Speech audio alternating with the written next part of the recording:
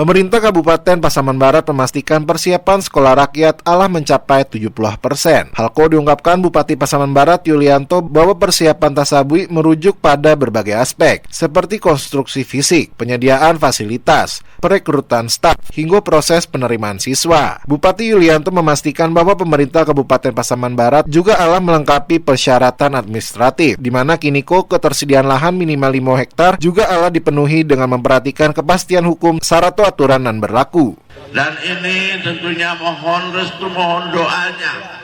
Semoga hal ini bisa terwujud dan insya Allah sekarang sudah 70% kita mendapatkan bantuan untuk sekolah rakyat untuk Pasaman Barat. Diketahui dalam proposal pembangunan fasilitas sekolah rakyat Pasaman Barat mengajukan sebanyak 2 rombongan belajar atau rombel dan terdiri dari 36 ruang kelas. Rinciannya 8 balai ruang kelas untuk SD, 9 ruang untuk SMP, 109 ruang lainnya untuk SMA. Sekolah rakyatan diusulkan Pemkab Pasaman Barat juga diproyeksikan sebagai sekolah berasrama dengan pendidikan gratis, meliputi fasilitas ruang kelas, asrama, serta fasilitas umum lainnya untuk menunjang kegiatan belajar mengajar. Dari Kabupaten Pasaman Barat, Alon Ahmad Fauzan melaporkan.